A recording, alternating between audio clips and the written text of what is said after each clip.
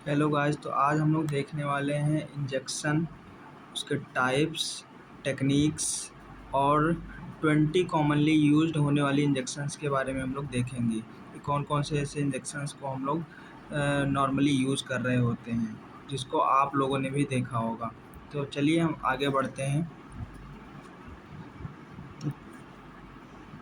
तो टाइप्स में हम लोग देखते हैं टाइप्स ऑफ इंजेक्शन। पहला टाइप्स है इंट्राडर्मल। देख सकते हैं कि इंट्राडर्मल है। इंट्राडर्मल जो कि डर्मिस लेयर में लगाया जाता है, ज़्यादातर स्किन एलर्जी को टेस्ट करने के लिए यूज़ किया जाता है। दूसरा है सबक्यूटेनियस। सबक्यूटेनियस एक ऐसी टिश्यू होती है जहाँ पे फैट लेयर होता है जो कि डर्मिस लेयर के नीचे पाया जाता है। इसको ज़्यादातर इंसुलिन, हेपेरिन ऐसे या फिर कोई वैक्सीन वगैरह यूज़ करने के लिए सबक्यूटेनियस साइट इस्तेमाल किया जाता है। तो तीसरा आ जाता है इंट्रामस्कुलर। इंट्रामस्कुलर मतलब मसल्स के में लगाया जाता है, डेल्टॉइड मसल्स में, ग्लूटियल मसल्स में, वेस्टस लेटरलिस मसल्स में। फिर चौथा आ जाता है इंट्रावेनस मतलब आईवी इंजेक्शन। आईवी इंजेक्शन जो है वेन में लगाया जाता है। तो सेम हम लोग यहाँ भी वही चीज़ें देख रहे हैं कि आईएम इंजेक्शन का साइट क्या है। तो आईएम इंजेक्शन के वैसे तो 3 साइट हैं, देख सकते हैं। डेल्टॉइड, डेल्टॉइड जो होता है अपर आर्म पे जो इंजेक्शन लगाया जाता है वो डेल्टॉइड मसल्स होता है। ग्लूटियस मैक्सिमस की अगर बात करें तो जो कि बटक्स पे होता है, जिसे हम लोग नॉर्मली भाषा में कहते हैं कि कमर पे लगाया जा रहा है। और वेस्टस लेटरलिस मसल्स जो होता है थाई के पास पाया जाता है। तो आईएम इंजेक्शन जो है 3 तरीके से लगाई जाती है। फिर आ जाता है आईवी साइट। आईवी साइट का मतलब इंट्रावेनस मतलब वेन में लगाया जाता है जो कि फोर आर्म के पास होता है। फिर एससी, एससी का मतलब सबक्यूटेनियस साइट, ज़्यादातर एब्डोमेन और अपर आर्म में लगाया जाता है। फिर आ जाता है इंटरडर्मल साइट जो कि फोर आर्म के स्किन में लगाया जाता है। और कुछ इम्पोर्टेंट बात यह है कि जैसे कि आईएम इंजेक्शन है 90 डिग्री पे लगाया जाता है, और आईवी इंजेक्शन जो है 15 डिग्री से 30 डिग्री तक लगाया जाता है, मतलब 30 डिग्री तक। और सबक्यूटेनियस जो होता है 45 डिग्री पे लगती है, और आईडी जो होता है 15 डिग्री पे लगती है। तो इन बातों को ध्यान रखना होता है कि मतलब किस डिग्री पे कौन सी इंजेक्शन लगती है। अब चलते हैं हम नेक्स्ट स्लाइड पे। अब देख सकते हैं हम लोग पढ़ने वाले थे 20 कॉमनली यूज्ड इंजेक्शंस के बारे में। जो आता है पहला हमारा डाइक्लोफिनेक। जो ये जो है एक सॉल्ट नेम होता है। डाइक्लोफिनेक, डाइक्लोफिनेक जो होता है एक सॉल्ट नेम होता है, और वोवेरान इंजेक्शन जो लिखा हुआ है ये ब्रांड नेम होता है। तो इसमें कंपोजिशन क्या पाया गया है? कंपोजिशन ये है कि डाइक्लोफिनेक सोडियम इसमें यूज किया जाता है जो कि 75 mg/ml है। आईएम इंजेक्शन होता है, तो पेन और इन्फ्लामेशन को रिलीव करने के लिए होता है। मतलब पेन का मतलब अगर दर्द है या फिर वहाँ पे कोई सूजन वगैरह है तो उन चीज़ों को सही करने के लिए हम लोग इस इंजेक्शन का इस्तेमाल करते हैं। अगर इसकी डोसेस की बात करें तो 75 mg वंस डेली, मतलब एक दिन में सिर्फ 75 mg ही देना चाहिए, जो कि प्रेस्क्राइब अगर डॉक्टर का किया होगा उसी के हिसाब से। उसके बाद अगर साइड इफ़ेक्ट की बात करते हैं तो पेन एट इंजेक्शन साइट, जिस जगह पे हम लोग इंजेक्शन को लगाएं उस जगह पे पेन देखने को, दर्द देखने को थोड़ा बहुत मिल सकता है। और गैस्ट्रिक इरिटेशन मतलब पेट के अंदर थोड़ी बहुत इरिटेशन हो सकती है, और नौजिया देखने को मिल सकता है। नौजिया का मतलब थोड़ा उल्टी जैसा लगेगा बट उल्टी होगा नहीं। सेकंड इंजेक्शन हम लोग देखते हैं सेफ्ट्रिएक्सोन। जो है सेफ्ट्रिएक्सोन एक सॉल्ट नेम होता है, मोनोसेफ ब्रांड है। कंपोजिशन इसमें पाया जाता है सेफ्ट्रिएक्सोन सोडियम 1 ग्राम। आईवी आईएम दोनों टाइप होता है। ब्रॉड स्पेक्ट्रम एंटीबायोटिक होता है, मतलब बहुत हाइयर अमाउंट में अगर बैक्टीरिया बॉडी के अंदर एंटर कर चुका है तो उसके लिए इसको यूज़ करते हैं। 1 से 2 ग्राम रोज़ यूज़ करते हैं। साइड इफ़ेक्ट की अगर बात किया जाए तो डायरिया हो सकता है, रेसेस हो सकते हैं, पेन एट साइट हो सकते हैं। नेक्स्ट हम लोग देखते हैं कि सीफोटेक्जिम। टेक्जिम एक ब्रांड नेम है जिसमें हम लोग सीफोटेक्जिम सोडियम 1 ग्राम यूज किया गया है। आईएम और आईवी यूज कर सकते हैं इसको। बैक्टीरियल इन्फेक्शंस के लिए इसको ज़्यादातर यूज़ किया जाता है। अगर बैक्टीरिया ने कॉज किया है तब हम लोग इस इंजेक्शन को यूज़ करते हैं। 1 से 2 ग्राम रोज़ लगा सकते हैं। साइड इफ़ेक्ट की अगर बात करें तो नौजिया, जो हमने पहले ही बताया कि उल्टी जैसा थोड़ा लग सकता है, लोकल पेन थोड़ा बहुत दर्द हो सकता है, और डायरिया होने का चांस। हो सकता है।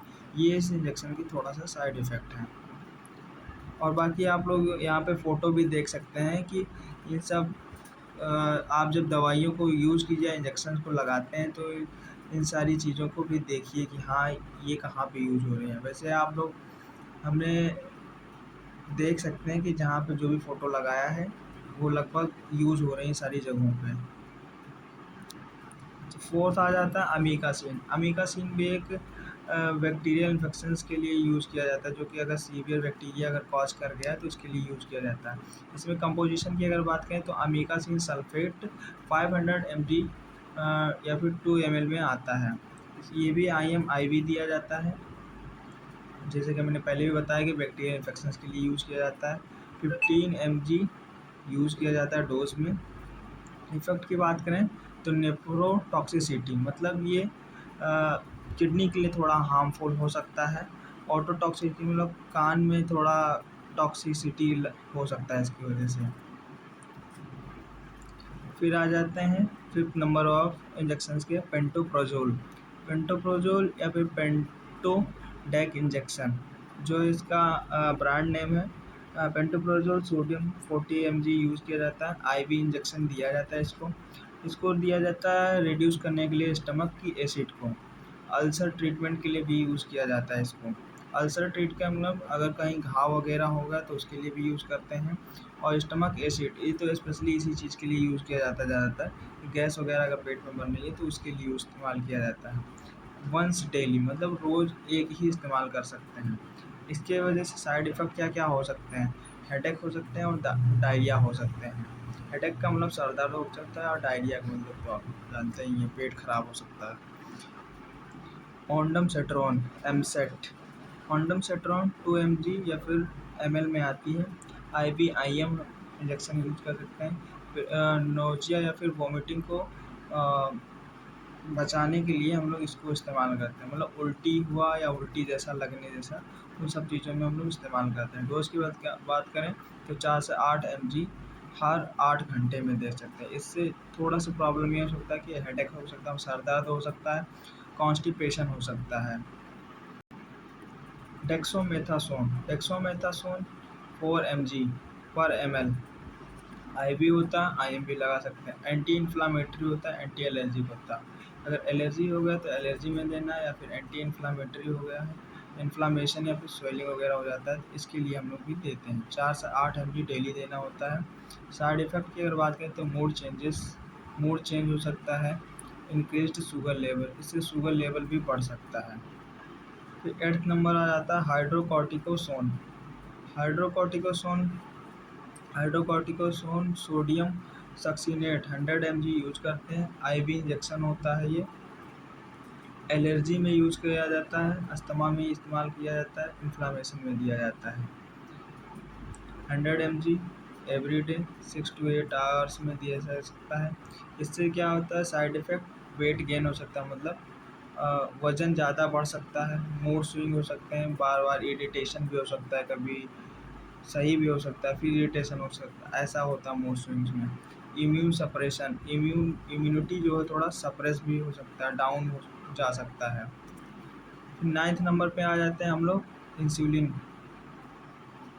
9th नंबर पे इंसुलिन देखते हैं। ह्यूमन एक्ट्रापिड ब्रांड बनाती है इसको।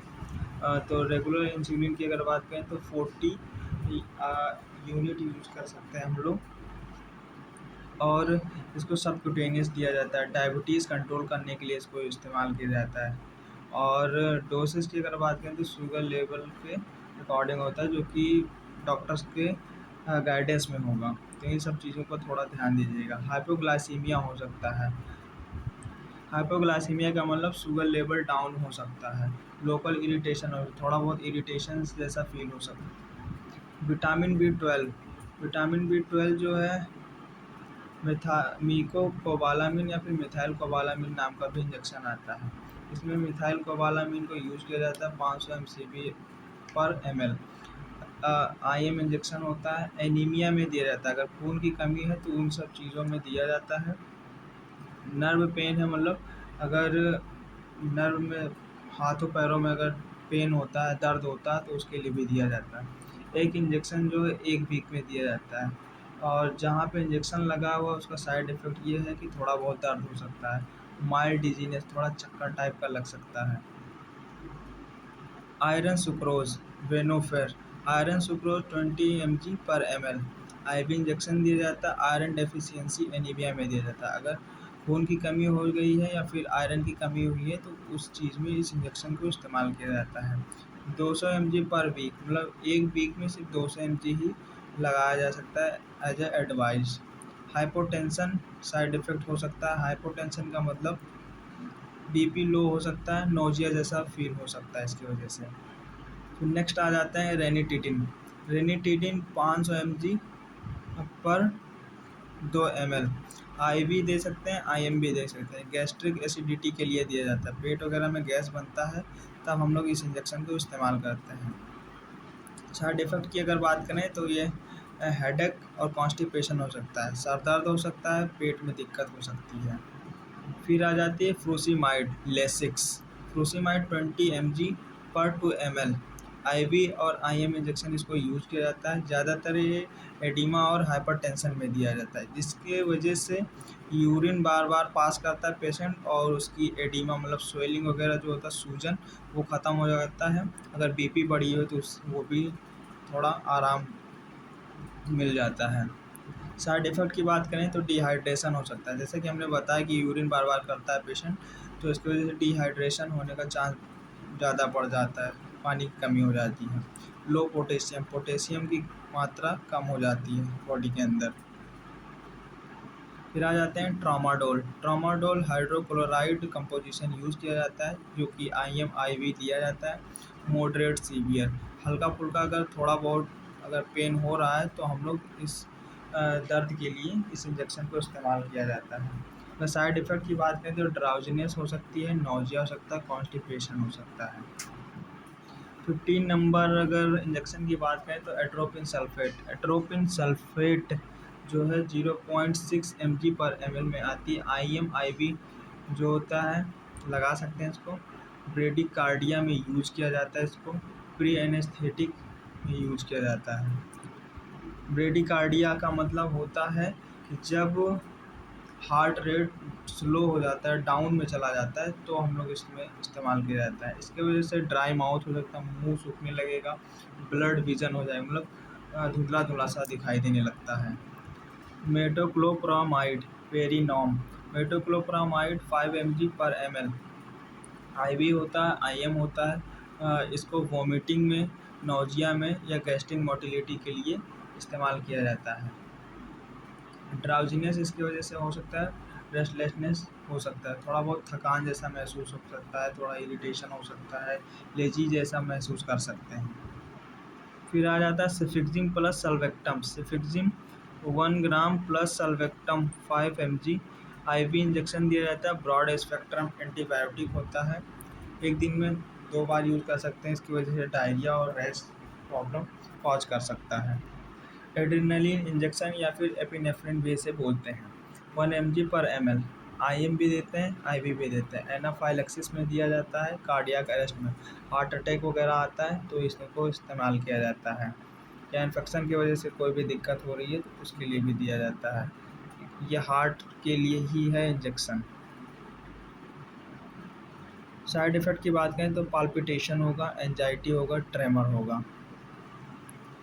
डायज़ीपाम या फिर काल्मपोज। कंपोजिशन की बात करें तो डायज़ीपाम 5 mg/ml है, IV और IM होता है। सीजर्स और एंजाइटी में इस्तेमाल किया जाता है। मसल्स रिलैक्सेंट के लिए यूज़ किया जाता है।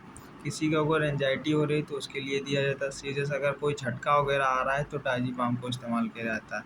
साइड इफ़ेक्ट की बात करें तो ड्राउजीनेस हो सकते हैं, डिपेंडेंस हो सकते हैं इसके।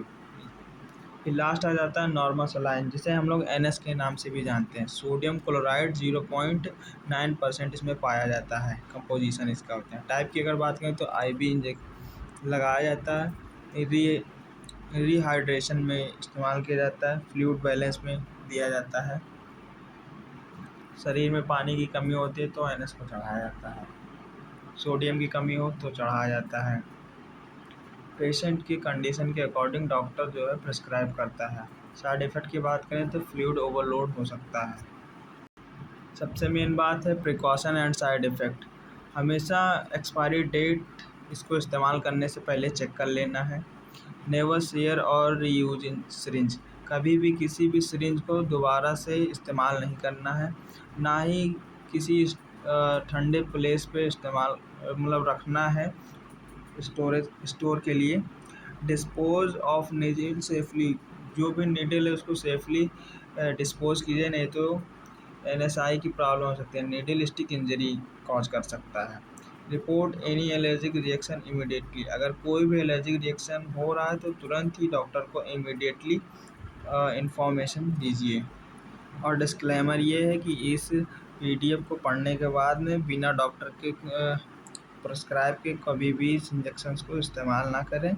ये सिर्फ एजुकेशनल पर्पज़ के लिए वीडियो को बनाया गया है। इन बातों का आप लोग थोड़ा ध्यान दीजिएगा। और इस डॉक्यूमेंट को आर्टिफिशियल इंटेलिजेंस को इस्तेमाल करके बनाया गया है।